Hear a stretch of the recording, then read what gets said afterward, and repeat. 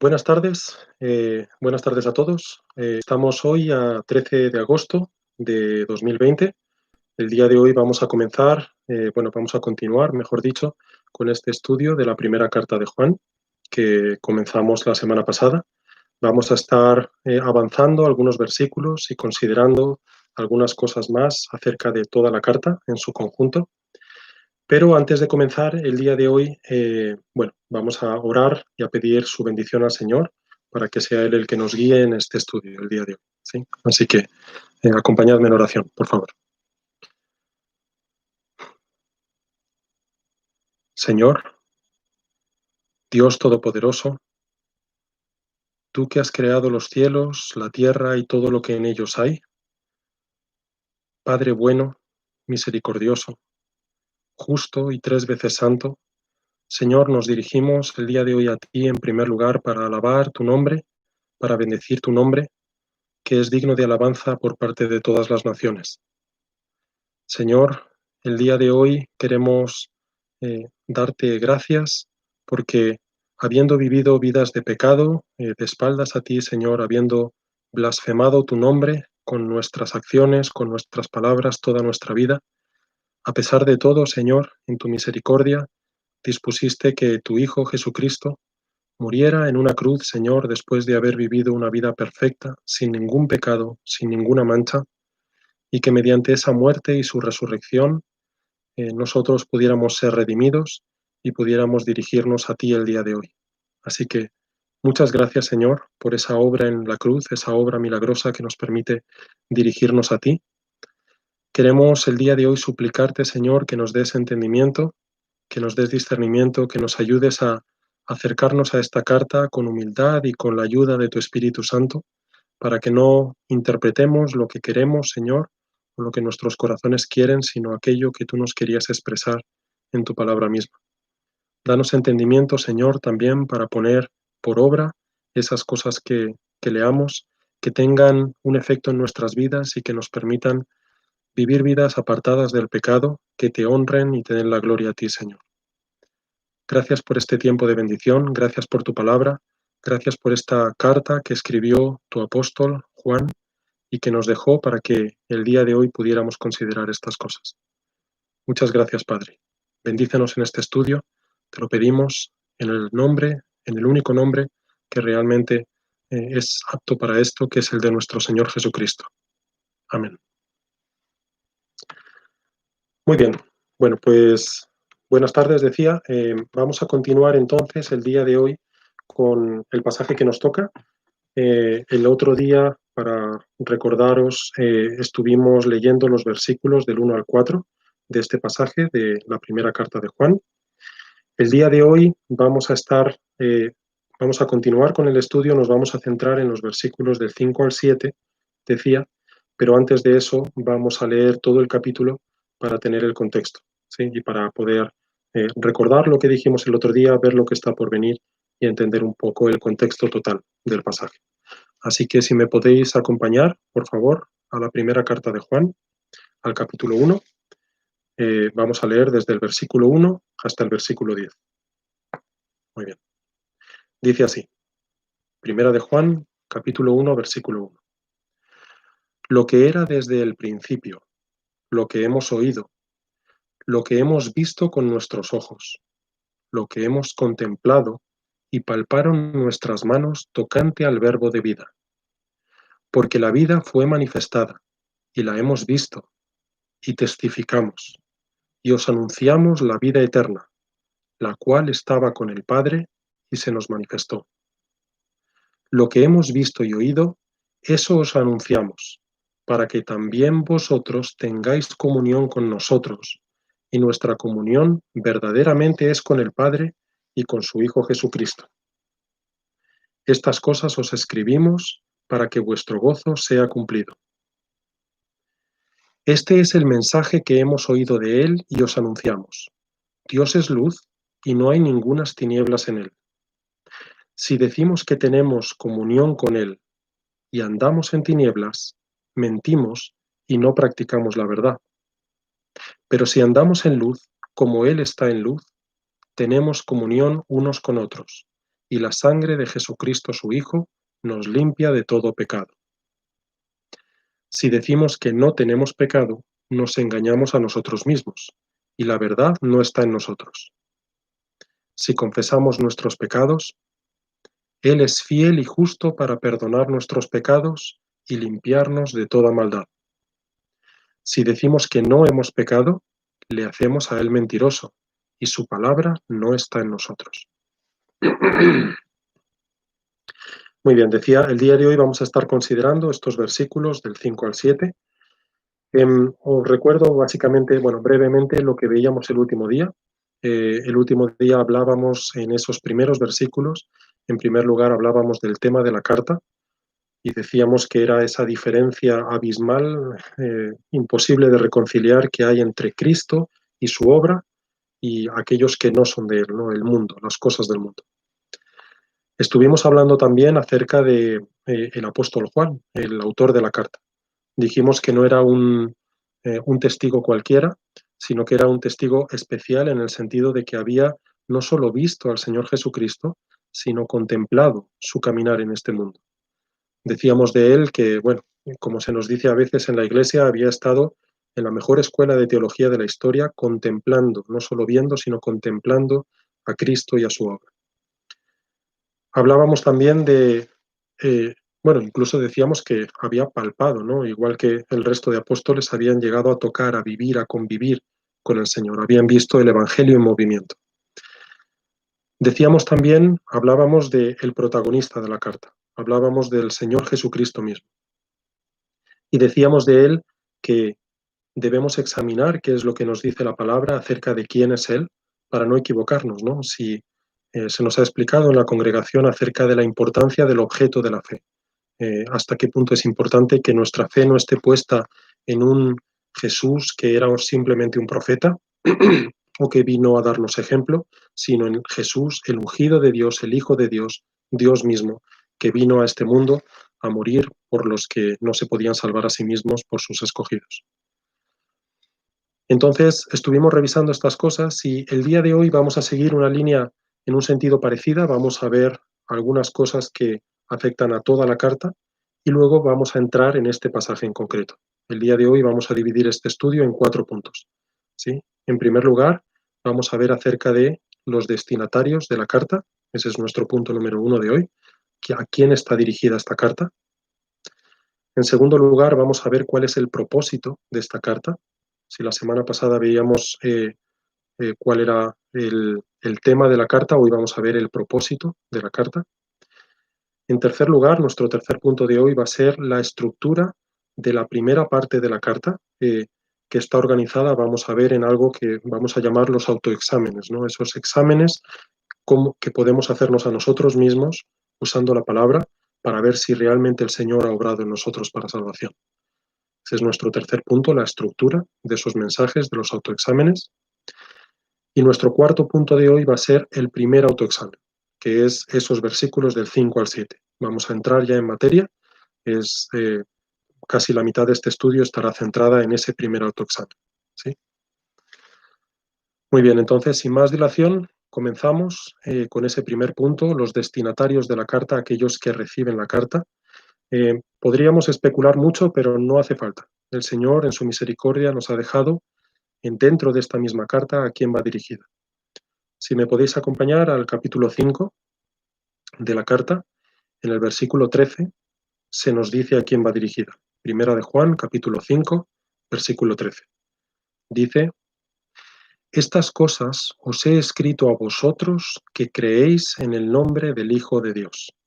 ¿Sí? Estas cosas, esta carta, se ha escrito a aquellos que creen en el nombre del Hijo de Dios.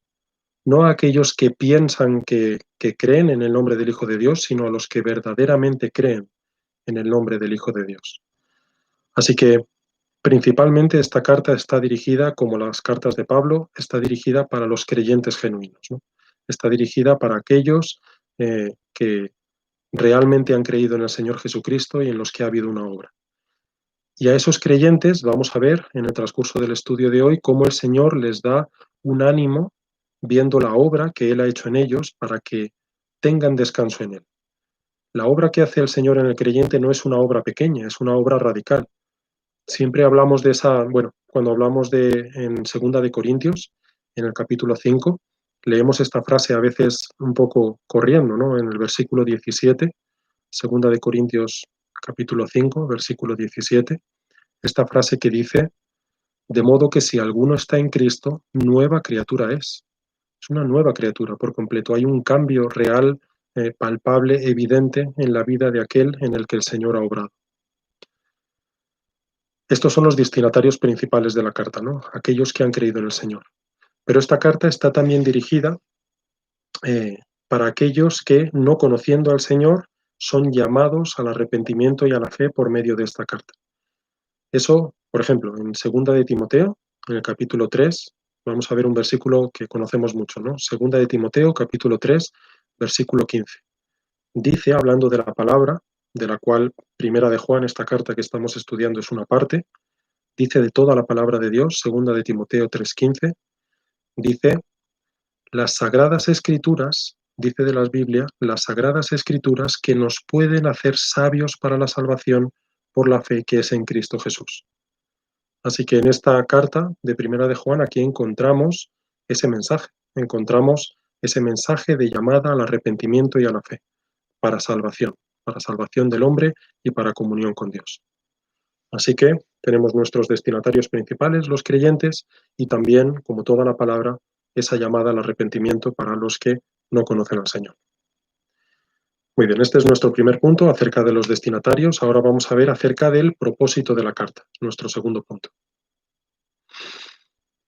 Normalmente, ¿cómo hacemos para encontrar el propósito cuando estudiamos un libro de la Biblia? Bueno, en un sentido, hay una forma que es obviamente la ideal, que es leer el libro con atención y con la ayuda del Espíritu Santo, fijarnos y notar cuáles son esos temas en los que hace énfasis el autor y después verlo y leerlo en el contexto de todas las escrituras. Esa es la forma en la que nos acercamos para entender el propósito de un libro o de una carta de la Biblia, ¿no?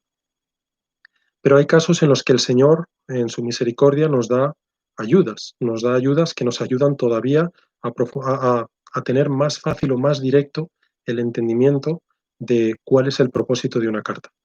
Por ejemplo, tenemos cartas en las que se repiten ciertas frases, ¿no? Primera y Segunda de Reyes siempre dice, e hizo lo malo ante los ojos de Jehová. Entonces nos ayuda en una serie de repeticiones durante esos dos libros, o ese que era un libro solo originalmente, vemos cómo ahí hay una expresión de, de ese tema, ¿no? De ese tema que es esa degradación moral del pueblo de Israel. A veces tenemos cosas como palabras o expresiones que introducen una exhortación, ¿no? Por ejemplo, la palabra por tanto, y se llega a una conclusión que es un poco ese tema general, ese propósito general de la carta.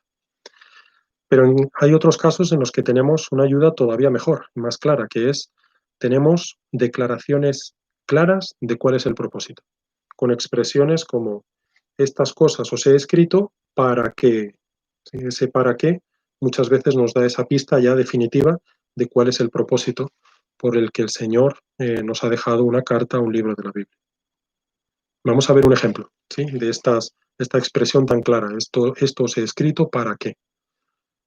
Si me acompañáis por ejemplo, bueno, tenemos varios ejemplos, pero en Juan, en el capítulo 20, vamos a ver uno de estos ejemplos muy claros. En el Evangelio de Juan, el mismo autor, pero en este caso el Evangelio, dice en los versículos 30 y 31, Juan capítulo 20, versículos 30 y 31, dice, hizo además Jesús muchas otras señales en presencia de sus discípulos, las cuales no están escritas en este libro. Versículo 31. Pero éstas se han escrito para que creáis que Jesús es el Cristo, el Hijo de Dios, y para que creyendo tengáis vida en su nombre. ¿Sí? Muy claro, dice, pero estas cosas se han escrito, este Evangelio se ha escrito para que creáis que Jesús es el Cristo. Es un llamamiento a la fe, ¿no? Y al arrepentimiento, a poner nuestra confianza en Cristo solamente. El Hijo de Dios, no en cualquier Cristo además, no en cualquier Jesús, sino Jesús el Cristo, para que creamos que Jesús es el Cristo, el enviado de Dios, el Hijo de Dios, y para que creyendo tengamos vida en su nombre, y para que la consecuencia de haber puesto nuestra fe en Cristo sea que tenemos una reconciliación con Dios y tenemos nueva vida. Y ya no seremos condenados al infierno, sino que pasaremos toda la eternidad en comunión con el Señor. Aquí nos expresa muy claramente, ¿no?, el propósito de este Evangelio. Bueno, pues en la misericordia del Señor, en esta carta, tenemos algo muy parecido. Tenemos hasta 5 ejemplos de expresiones en las que se nos dice cuál es el propósito de la carta. Así que los vamos a, los vamos a revisar muy brevemente. Así que si me podéis acompañar. Muy bien, en primer lugar, en el primer capítulo de Primera de Juan, capítulo 1 al versículo 3. Tenemos esta primera expresión, ¿no? Nos dice en el en el versículo 3, eso os anunciamos para que también vosotros tengáis comunión con nosotros. Y nuestra comunión verdaderamente es con el Padre y con su Hijo Jesucristo. Eso os anunciamos, es decir, lo que os lo anunciamos para que también vosotros tengáis comunión con nosotros, dice el apóstol, con él mismo, y nuestra comunión verdaderamente es con el Padre y con su Hijo Jesucristo. Esta afirmación a día de hoy la leemos así y sacada de contexto nos parece atrevida incluso, ¿no? Dice el Señor para que dice Juan aquí, que si tenemos comunión con Él, entonces tendremos comunión con el Padre y con el Hijo. Esto no nos atreveríamos a decirlo ninguno de nosotros. Si tienes comunión conmigo, entonces se demostrará que tienes comunión con el Padre. Es una cosa que no podemos decir. Sabemos que como seres humanos sometidos a pecado y a error, no diríamos algo así. Pero aquí no está hablando cualquiera, está hablando el apóstol mismo, encargado por el Señor para darnos este mensaje el día de hoy, que es al final parte del Nuevo Testamento. El Señor tenía un propósito y un trabajo para Juan, para Pedro, para Santiago, para Pablo, y era traernos, además de otras cosas, traernos el Nuevo Testamento. Entonces, ¿qué significa aquí tener comunión con Juan? Significa tener comunión con la palabra, creer la palabra de Dios. Esto está escrito para que creamos la palabra de Dios en la cual se nos manifiestan todas estas cosas. Muy bien. Tenemos este primer ejemplo, ¿no? Uno de los propósitos de la carta, que tengamos comunión con la palabra de Dios misma comunicada por Juan y por tanto con Dios mismo. En el siguiente versículo, en el versículo 4, primera de Juan, capítulo 1, versículo 4, nos dice, estas cosas os escribimos para que vuestro gozo sea cumplido. ¿Sí? El mismo formato, estas cosas os escribimos, ¿para qué? Para que vuestro gozo sea cumplido. ¿Y cuál es el propósito aquí, por tanto? Decíamos que esto, escrito a los creyentes, está escrito para que tengan gozo, para que descansen en el Señor, para que descansen en su obra, para que no crean que tienen que por ellos mismos ganarse su propia salvación mediante las obras, sino para que descansen en la obra que Cristo ha hecho en la cruz y en la obra que está haciendo en sus vidas en este momento. ¿Sí? Entonces tenemos aquí un segundo propósito, ese tener gozo y tener descanso en el Señor. En el capítulo 2, en el versículo 1, vamos a ver otro de estos versículos. Estamos mencionándolos ahora rápido, entre comillas, pero los estamos mencionando todos y al final veremos que, aunque tenemos todos estos elementos que parecen diferentes, todos son parte de un mismo propósito y un solo propósito de la carta. Así que vamos a ver el tercero de estos propósitos, ¿no? Capítulo 2, versículo 1 dice, hijitos míos, estas cosas os escribo para que no pequéis. Y si alguno hubiere pecado, abogado tenemos para con el Padre, a Jesucristo el justo. Aquí nos encontramos realmente dos propósitos más, ¿no? El Señor nos dice, hijitos míos, estas cosas os escribo ¿para qué? En primer lugar, para que no pequéis. Esto es un ánimo, ¿no? Si esto está escrito a los creyentes, está escrito de la misma forma que tenemos ese mensaje de las cartas de Pablo en las que dice, sois cristianos, vivid como tales, ¿no? Vivid como tales, vivid como para el Señor, vivid una vida que le dé gloria y honra, vivid vuestras vidas para Dios. Esa es la primera exhortación. Dejad el pecado de lado, dejad todo lo malo, todo aquello que desagrada a Dios, vivid vidas que agraden a Dios. Pero el Señor, en previsión y en conocimiento de que nuestro pecado remanente todavía iba a manifestarse en esta vida y que todavía iba a haber ocasiones en las que íbamos a estar en pecado, el Señor nos da también la segunda parte para nuestro consuelo. Y si alguno hubiere pecado, abogado tenemos para con el Padre a Jesucristo el justo.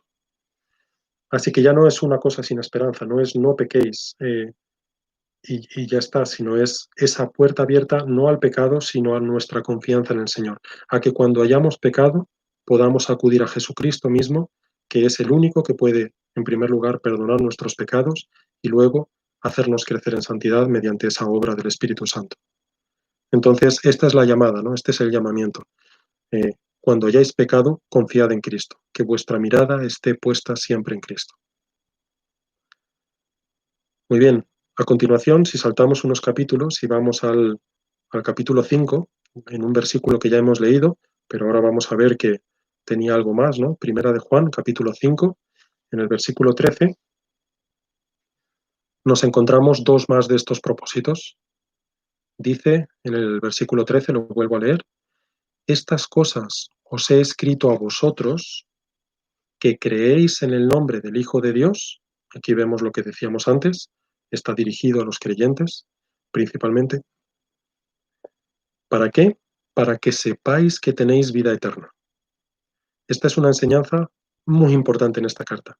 No dice para que imaginéis o para que especuléis o para que sintáis si tenéis vida eterna, sino para que sepáis que tenéis vida eterna. Así que el propósito que el Señor tiene, habiendo dejado esto en su palabra, es enseñarnos que podemos conocer si somos de Él verdaderamente.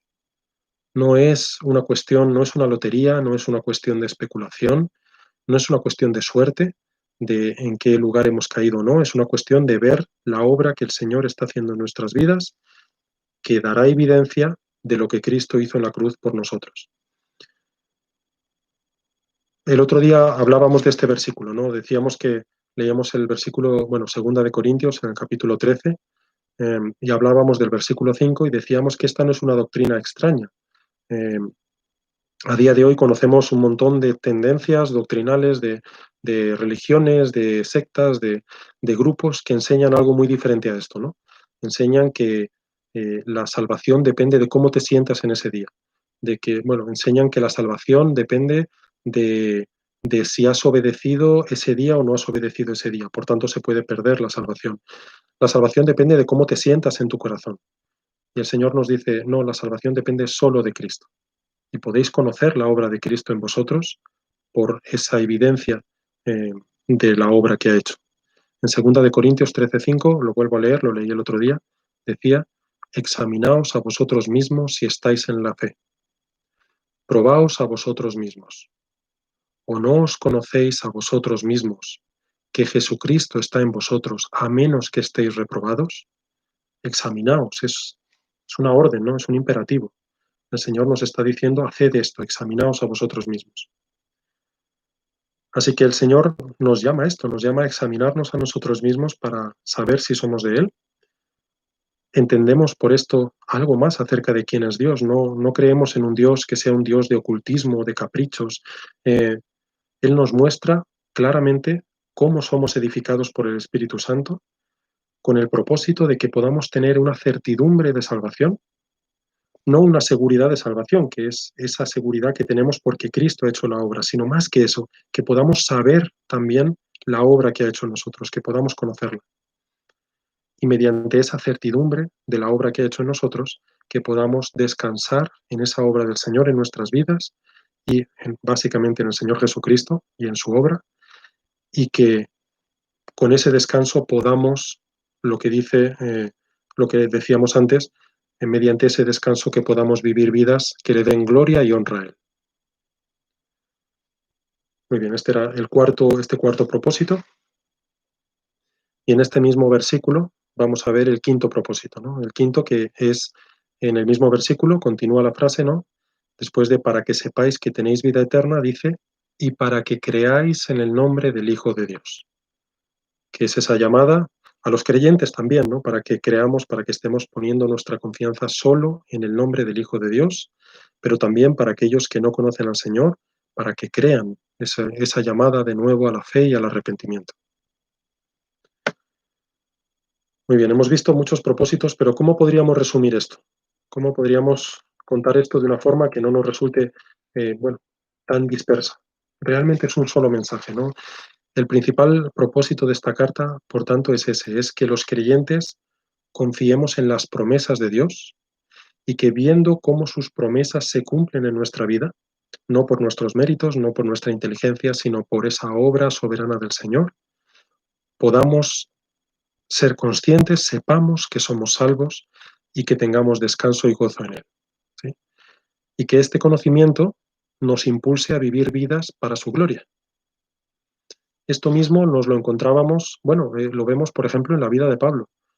Pablo era consciente de la obra que el Señor había hecho en su vida, tenía una seguridad, una certeza de dónde iba a ir, de esa obra que el Señor había hecho en él, y no por eso ni se desanimó ni dejó de vivir una vida para el Señor, todo lo contrario. Básicamente en ese momento empezó a vivir una vida para el Señor. Vamos a comprobarlo, vamos a comprobar en Filipenses 1, vamos a comprobar esta idea de cómo el Señor, cómo Pablo tenía conciencia de la obra que el Señor había hecho en él. Filipenses capítulo 1, si me podéis acompañar, vamos a leer los versículos del 21 al 23. Dice así, Filipenses 1, 21, porque para mí el vivir es Cristo y el morir es ganancia. Mas si el vivir en la carne resulta para mí en beneficio de la obra, no sé entonces qué escoger. Y ahora viene esa especie de ventanita a la mente de Pablo, ¿no? En este momento. Versículo 23. Porque de ambas cosas estoy puesto en estrecho, teniendo deseo de partir y estar con Cristo, lo cual es muchísimo mejor. Él sabe dónde va. Él sabe que va a estar con Cristo. Esa es su confianza. Ese es su descanso. Pero eso no le lleva a decir, bueno, entonces no tengo que pasar toda mi vida descuidando el leer la palabra de Dios, o tengo que pasar toda mi vida descuidando el acudir a la congregación, o eh, porque como el Señor ya ha hecho esa obra en mí. No, es lo contrario. Eso es un ánimo para Él. Es ese corazón transformado que ahora desea, anhela. Ya no es una imposición, ya no es una carga, desea y anhela buscar al Señor y vivir una vida como para el Señor y no para los hombres. ¿Sí? Ese es el anhelo, ese nuevo anhelo de Pablo, teniendo conciencia clara de la obra que el Señor había hecho en él. Entonces, tenemos ese propósito principal, es que confiemos en las promesas de Dios y que mediante esa confianza estemos descansando en Él y viviendo vidas para Él, para su gloria y para su honra. Y decíamos también que el otro propósito era ese llamamiento a la fe y al arrepentimiento. Pero hay que hacer una salvedad aquí, no es una fe y un arrepentimiento, un llamamiento solo a aquellos que abiertamente no creen, no a aquellos que se declaran ateos o declaran o hablan de un Jesucristo que no tiene nada que ver con el de las Escrituras, sino también aquellos que llamándose cristianos, aquellos que viviendo vidas que se supone de fidelidad a Dios, realmente no conocen al Señor. Son eh, bueno, el Señor nos llama a examinarnos a nosotros mismos para que no nos engañemos. Estas personas que viven, puede ser en el contexto de una congregación durante muchos años, parece que estudiando la palabra y viviendo vidas de piedad, que ahora vamos a ver en ese Dios es luz y no hay tinieblas en él, que realmente viven otras vidas al margen de ese tiempo de religiosidad. Es un llamamiento al arrepentimiento y a la fe, el que encontramos en toda esta carta. Muy bien. Bueno, hemos visto este punto número 2, que era el propósito de la carta. Ahora tenemos un poco más claro el propósito por el que se escribe, espero, por el que se escribió esta carta, esta primera carta de Juan. Ahora vamos a ver un poquito más en detalle esa idea de la estructura de la carta, ¿no? Vamos a ver la estructura de esta primera parte de la carta, que es nuestro punto número 3 de hoy. Decíamos que, ¿por qué es importante? ¿Por qué vemos esto? Porque ese propósito que veíamos expresado se expresa mediante una estructura que es muy especial, ¿no? Que es este autoexamen. son grupos de 2, 3, 4 versículos que contienen varios elementos que se repiten a lo largo de buena parte de la carta. Entonces, eso es lo que nos permite llamar los autoexámenes, ¿no? Que tienen una serie de elementos que siempre se encuentran ahí, o casi siempre se encuentran ahí. Y lo que vamos a ver es un poco cuáles son estos elementos. En cada uno de estos autoexámenes, de estos grupos de 2 o 3 versículos, como este que nos ocupa hoy, por ejemplo, este pasaje de Primera de Juan capítulo 1 de los versículos 5 al 7, es uno de estos autoexámenes, es el primero de ellos. Entonces, contienen, decía, una serie de elementos. Por ejemplo, el primer elemento tenemos una presentación de la naturaleza de Dios, de quién es Dios o de su obra. ¿Sí? Vamos a ver 2 o 3 ejemplos simplemente. En el versículo 5, que decía que es parte de ese primer autoexamen, del versículo 5 al 7, dice, Dios es luz. ¿No? Aquí tenemos una declaración, Dios es luz y no hay tinieblas en él. Tenemos una declaración acerca de la naturaleza de Dios. Ahora vamos a ver a continuación qué significa, pero Dios es luz, es santidad, es la revelación, es la palabra. Dios es esas cosas, no es tinieblas, no es oscuridad.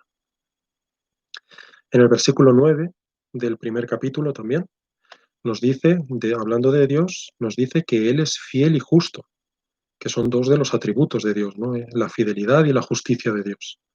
Es una declaración acerca de quién es Él.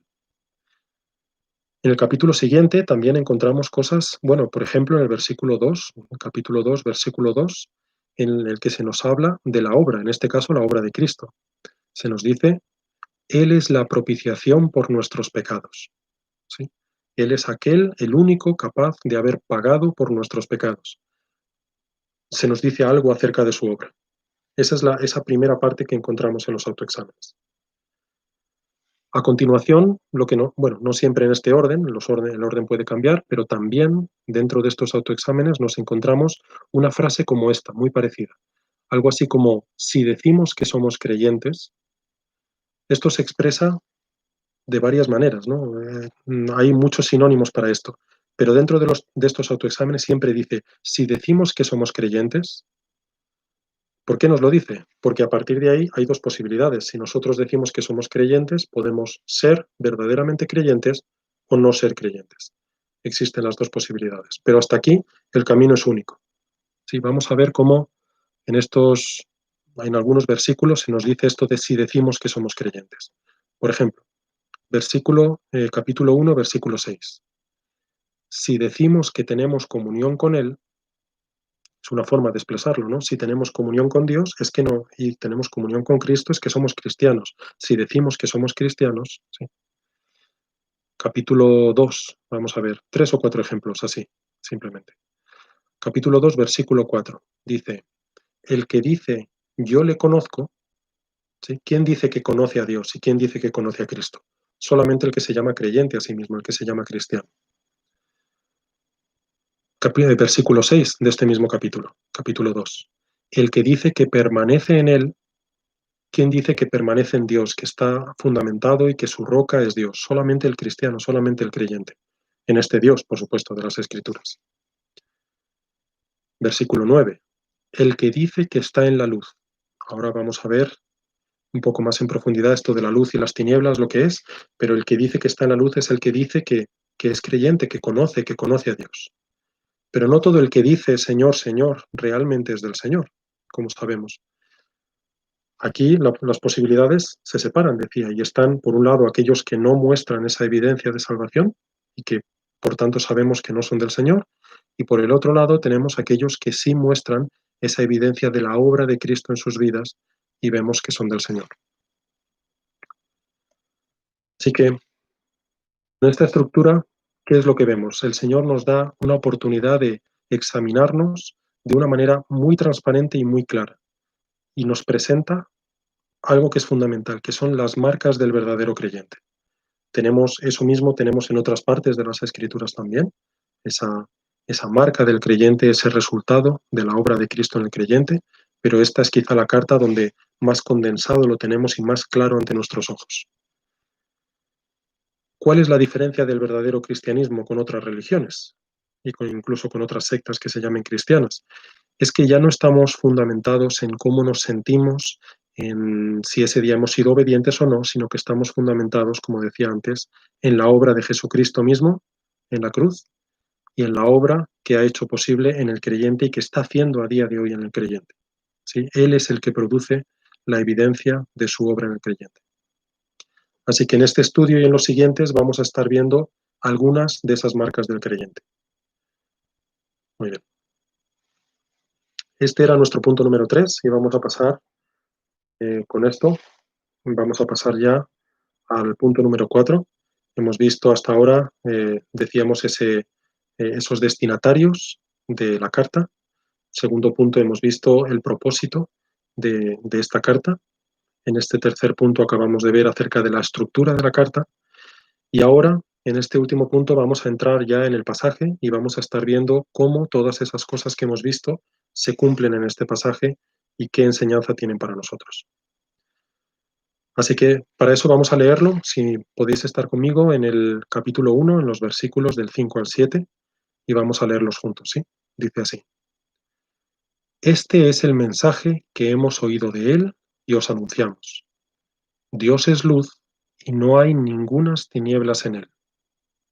Si decimos que tenemos comunión con él y andamos en tinieblas, mentimos. Pero si andamos en luz como él está en luz, tenemos comunión unos con otros, y la sangre de Jesucristo su Hijo nos limpia de todo pecado. Muy bien. Aquí en este pasaje nos vamos a encontrar, como nos pasa en otras partes de las Escrituras, siempre tenemos un significado del pasaje, pero a veces podemos tener más de una aplicación, y este es el caso justo. Tenemos dos aplicaciones, dos mensajes principales, no dos mensajes, un mensaje, pero dos aplicaciones principales de este pasaje. El primer mensaje o esta primera aplicación es una aplicación en contra de la revelación particular. ¿Qué significa esto? Es un mensaje en contra de esa idea de que hay personas determinadas que están más conectados con lo espiritual que otros y que por tanto tienen un conocimiento superior que va incluso más allá de las escrituras. Los gnósticos, hablábamos el otro día de ellos, este grupo era precisamente uno de los grupos que reclamaba para sí esa revelación especial, ¿no? Decían de sí mismos que tenían un conocimiento, que es justo lo que significa la palabra gnosis, con GN, ¿no? Gnosis. Tenían un conocimiento que iba más allá incluso de la palabra de Dios. Y por tanto, para conocer mejor y para conocer más de Dios y de lo espiritual, había que pasar por algunas personas especiales, en este caso por ellos mismos, claro. Eso decían, ¿no? Era la única forma de alcanzar un estado elevado. Y a esto responde Juan, en esta primera aplicación.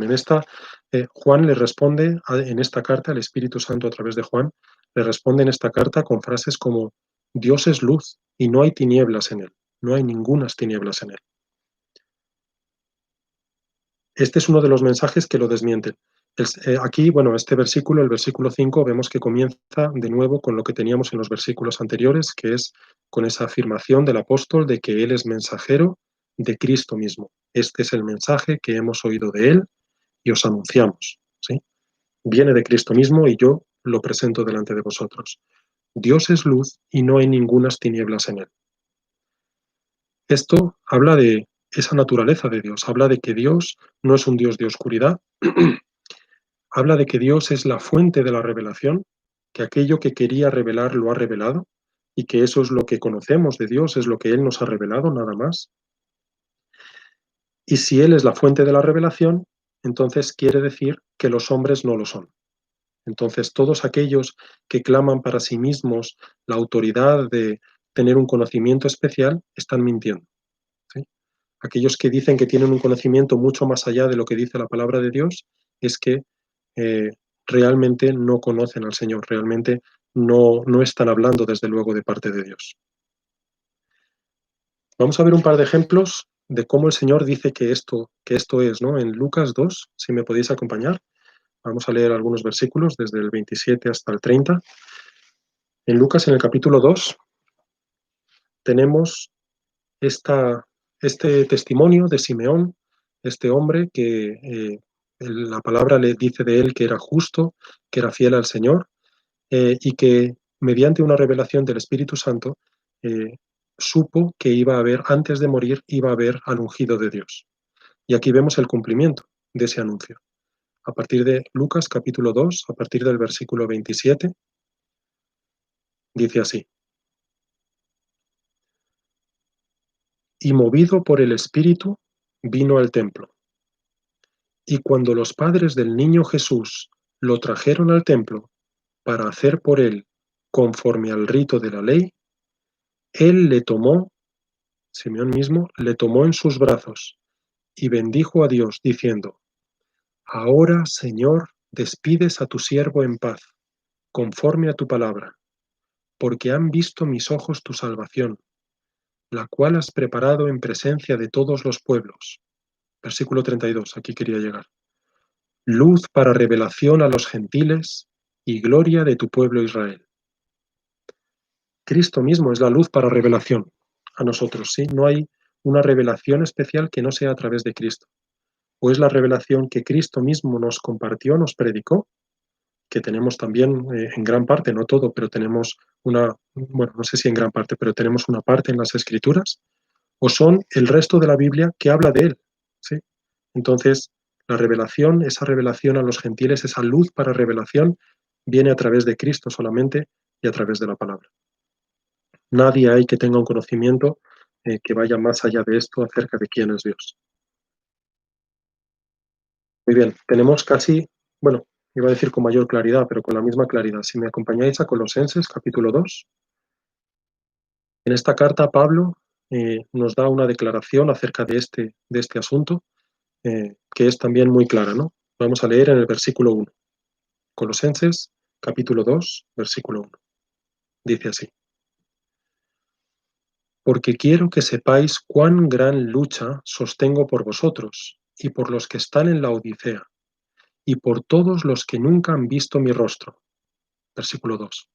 Para que sean consolados sus corazones, unidos en amor, hasta alcanzar todas las riquezas de pleno entendimiento, a fin de conocer el misterio de Dios el Padre y de Cristo, en quien están, en quien están escondidos todos los tesoros de la sabiduría y del conocimiento. O sea, los tesoros de la sabiduría y del conocimiento no están escondidos en nadie más, en ninguna otra persona que no sea en Cristo mismo, ¿sí? Aquí nos deja muy claro. No tenemos que buscarlos en otro lugar, están en Cristo. Él nos lo ha revelado mediante su palabra. Pero lo dice todavía más claro. ¿Cuál es el propósito de anunciarnos en quién están estos tesoros de la sabiduría y el conocimiento? Leamos el versículo siguiente, versículo 4. Y esto lo digo para que nadie os engañe con palabras persuasivas. ¿Sí? Es el mismo mensaje que estamos viendo. Dios es luz y no hay tinieblas en él. No os dejéis engañar por otros maestros que os cuenten otras cosas externas a la palabra de Dios, que os argumenten delante de vosotros, que tienen un conocimiento más allá que realmente nos va a hacer más espirituales y nos va a llevar a un estado más elevado. Es mentira. Muy bien, así que, ¿qué es lo que nos quiere decir con esta aplicación el Señor? Nos quiere decir que la revelación especial no viene a través de ningún hombre, que cuando alguien reclama esa autoridad para sí mismo, hacemos bien en estar preocupados y vigilantes, y hacemos bien incluso en darnos cuenta que estas cosas no solo pasan en relación con las conversaciones que tienen que ver con religión, sino que es algo a lo que estamos sometidos todo el día, ¿no? Cuando vemos en la televisión esos anuncios de cerveza en los que se nos dice que si la bebemos, esa marca en concreto, es un camino a la felicidad, todo va a cambiar. Nuestras relaciones sociales, nuestra personalidad, nos va a hacer más abiertos, nuestra relación con la familia, nuestro tiempo libre, nuestro disfrute de las vacaciones, todo va a cambiar, ¿no? Ahí tenemos algo de revelación especial. Nos encontramos con eso en las películas, cuando nos presentan, por ejemplo, teorías acerca de cómo va a llegar el fin del mundo, ¿no? Y nos cuentan que realmente su posibilidad es la más probable y nos llaman a ir al cine a comprobar cómo tendríamos que comportarnos en caso de que cayera un meteorito o hubiera una pandemia o hubiera un terremoto o incluso una erupción volcánica. Y nos dicen que eh, la forma de prepararnos sería haciendo caso a lo que nos enseñan en esa película o en los vídeos de preparación. Esa es la forma de tener el entendimiento y poder anticiparse a ese juicio sobre la tierra. Se nos habla en el fútbol, se nos habla del pie de Messi como la bota de Dios y se dice de él que ha marcado un gol de otro mundo y parece que hay algo más trascendente que el mero fútbol, ¿no? Ya no es solo un deporte, ya no son solo 11 contra 11 con un balón de por medio, sino que ahora es algo que trasciende a las épocas. Los protagonistas son leyendas que quedarán, leyendas inmortales, dice además, que quedarán para siempre allí reflejados en la historia gloriosa del fútbol. Hay algo más añadido. Se nos habla de la naturaleza misma. Incluso a día de hoy muchos científicos nos hablan de la naturaleza como una deidad. Nos dicen que la naturaleza ha decidido que, como si tuviera una inteligencia propia, aparte de la de Dios, en la que puede tomar decisiones como si fuera una deidad en sí misma, como si fuera una inteligencia personal. Todas estas cosas son mensajes que se nos van comunicando cada vez que vemos la televisión, cuando estamos en Internet con los vídeos de YouTube, y que van, en un sentido, contaminando nuestro entendimiento de quién es Dios, de cuál es la realidad de este mundo. ¿A qué estamos en contraste con esto llamados los cristianos? Estamos llamados a lo contrario, estamos llamados a ir a la palabra de Dios, para contrastar y averiguar e investigar sobre todas estas afirmaciones, ¿no? Estas afirmaciones grandes e increíbles.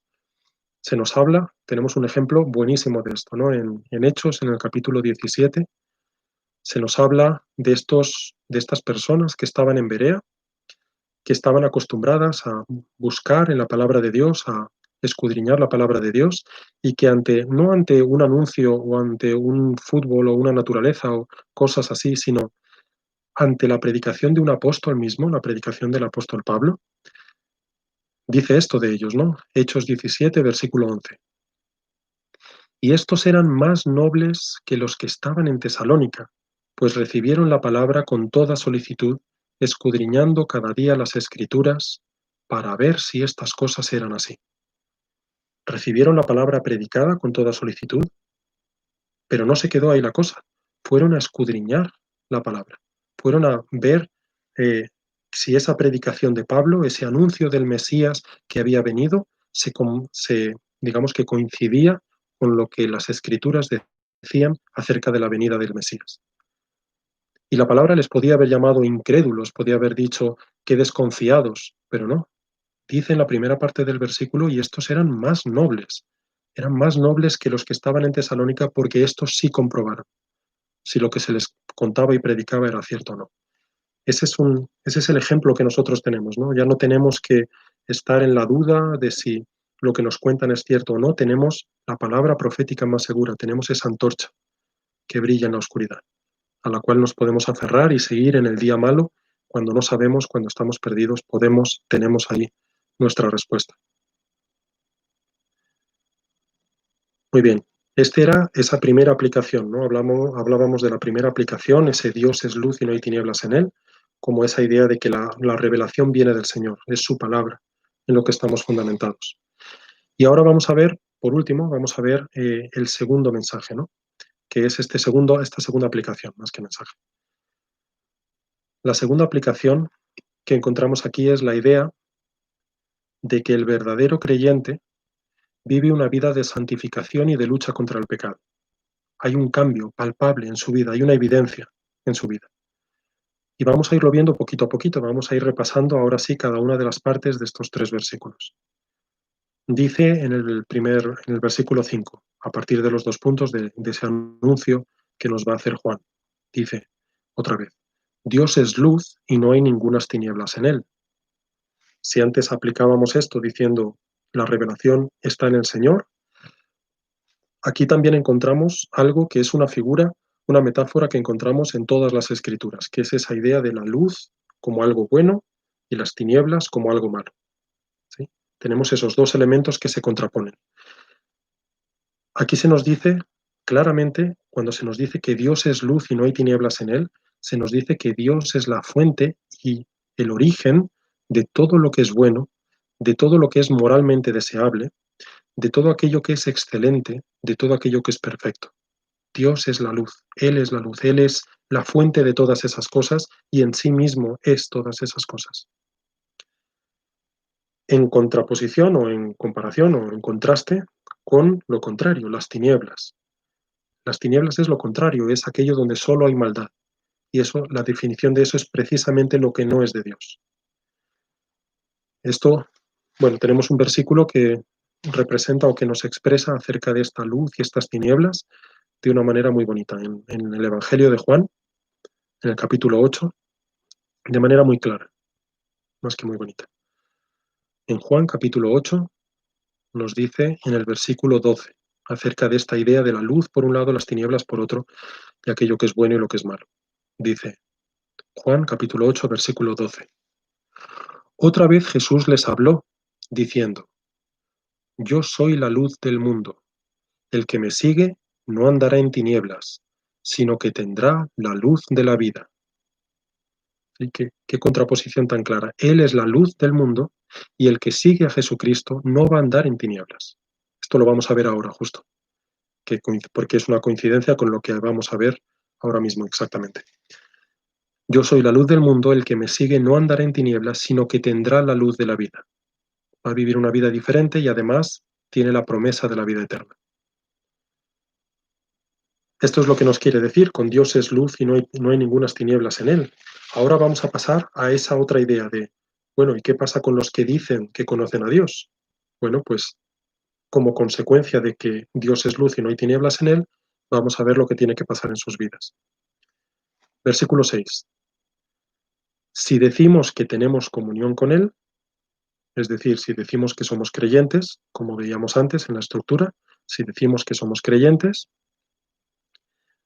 y andamos en tinieblas, ¿qué significa esto de andar en tinieblas? Bueno, decíamos, avanzábamos un poco, pero esta palabra que encontramos aquí, este andar, es una palabra que ya nos hemos encontrado, ¿no? En el libro de Gálatas, en el capítulo 5, estuvimos estudiando acerca de lo que, en el capítulo 5, creo, esta idea de andar en el Espíritu. ¿Qué significaba andar en el Espíritu? Ah, sí, Gálatas capítulo 5, versículo 16, perdón. Decía, y lo leemos mejor, Gálatas 5, 16, digo, pues, andad en el Espíritu y no satisfagáis los deseos de la carne. ¿Qué significa ese andar en el Espíritu? Estuvimos hablando de que esto era una palabra que en griego, en el griego original, era una palabra algo así como peripateo, ¿no? Y era un verbo que hablaba, tenía dos partes, peri, pateo, pateo, que era una especie de caminar, y peri, como en nuestra palabra perímetro, que es alrededor de, era un caminar de una forma, con un estilo de vida, tener una forma de caminar diferente, ¿no? En este caso encontramos la misma palabra. Cuando dice aquí, y andamos en tinieblas, en este versículo 6, estamos hablando de lo mismo, es ese peripateo. ¿Qué significa entonces andar en tinieblas? Pues significa tener un estilo de vida, en este caso la oscuridad y el pecado, que es lo contrario de lo que Dios ha dicho de sí mismo y de su naturaleza. Estar viviendo conforme a nuestra carne, conforme al pecado, conforme a las cosas del mundo. ¿Sí? ¿Qué dice el Señor de aquellos que dicen que tienen comunión con Él, que dicen que son cristianos, pero andan en tinieblas? Viven esas vidas apartadas de Él. Dice de ellos, continúa el versículo 6, si decimos que tenemos comunión con Él y andamos en tinieblas, mentimos y no practicamos la verdad. Dice de esos, están mintiendo. Ya, eh, lo que quiere decir el Señor es que si decimos que somos del Señor, pero vivimos una vida en tinieblas, estamos actuando con falsedad. No utiliza cualquier palabra, podía haber dicho, si decimos que somos de Dios y andamos en tinieblas, nos confundimos, nos equivocamos, hemos cometido un error. No, aquí dice que mentimos. Y si lo examinamos, realmente está bien usada la palabra, porque estamos mintiendo. Estamos, en primer lugar, mintiéndonos a nosotros mismos. Estamos creyendo que nuestros actos religiosos, que el que acudamos a la iglesia todos los domingos o el que em, leamos de manera sistemática todas las mañanas 40 capítulos de la Biblia, que todas esas cosas realmente dan muestra de la obra que el Señor ha hecho en nosotros. Y realmente una obra del Señor no es una obra religiosa, es una obra que afecta a todo el ser. Es un caminar, es un vivir una vida, buscar al Señor, amar lo bueno, desear lo bueno, buscar lo bueno. Entonces, esas personas se mienten a sí mismos, ¿no? Creen que sus actos religiosos les garantizan el acceso al cielo, cuando solamente el arrepentimiento y la fe en el Señor Jesucristo son el camino, ¿no? El camino, la verdad y la vida nos pueden garantizar ese acceso al Señor y esa comunión con Dios. Además de mentirse a sí mismos, mienten a otros, ¿no? Esos es de los que dice en segunda de Timoteo, en el capítulo 3, en el versículo 5, estos que dicen que son cristianos pero viven vidas que no son de luz sino de oscuridad, es de los que dice en segunda de Timoteo 3:5 que tienen apariencia de piedad pero niegan la eficacia de ella. Es decir, aparentemente nos encontramos y cuando nos encontramos todos durante 2 horas somos capaces de estar en nuestro mejor comportamiento. Pero ¿qué pasa en su vida? ¿Hay una vida de piedad que el Señor está haciendo posible en ellos o realmente no? Y por último, creen que mienten a Dios. El problema es que al Señor no se le puede engañar, ¿no? De estos que se presentan a sí mismos como creyentes, pero viven vidas, y es una advertencia para todos nosotros, independientemente de lo que hacemos en la congregación, que si estamos enseñando, somos pastores, da igual, esto es una advertencia para nosotros, para que nos examinemos. El Señor en Mateo capítulo 7 nos hablaba de estos de esta manera, tan directa y tan dura en un sentido. Mateo capítulo 7, versículo 22. Muchos me dirán en aquel día, Señor, Señor, ¿no profetizamos en tu nombre, y en tu nombre echamos fuera demonios, y en tu nombre hicimos muchos milagros? Y entonces les declararé, nunca os conocí, apartaos de mí, hacedores de maldad. ¿Sí? De estos es de los que está hablando aquí, son las personas que llaman Señor, Señor a Dios, que han hecho grandes obras, más grandes que las que nosotros podamos hacer para el Señor, se supone, que han echado demonios, que han hecho en su nombre milagros, que han profetizado en su nombre, y a estos es a los que el Señor les dice, nunca os conocí, apartaos de mí, hacedores de maldad.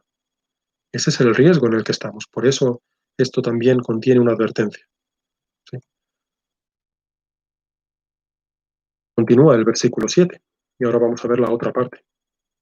Dice, pero si andamos en luz como Él está en luz, tenemos comunión unos con otros y la sangre de Jesucristo su Hijo nos limpia de todo pecado. Si andamos en luz como Él está en luz, toda virtud proviene de Él, todo lo bueno proviene de Él. ¿Sí? Si encontramos una forma de expresar qué significa ese todo lo bueno, esa luz, en Filipenses 4, encontramos una buena expresión. Filipenses capítulo 4.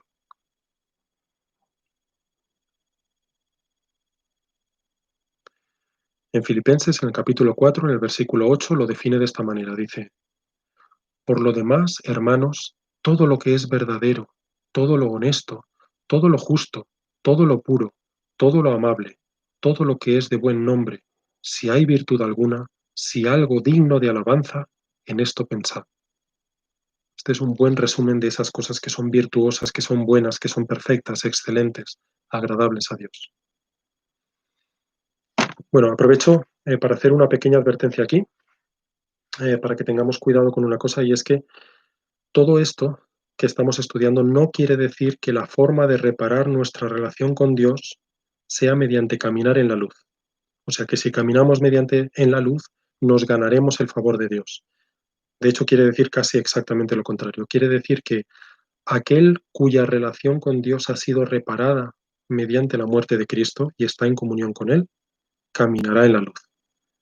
O dicho de otra manera, que es porque Dios nos ha salvado que podemos caminar en la luz. Es una evidencia de la obra de Dios, no es lo que inicia esa reconciliación con Dios. Bueno, creo que se predica habitualmente en esta iglesia, entonces lo sabemos, pero por si acaso alguien nos está escuchando que no es consciente, lo repetimos.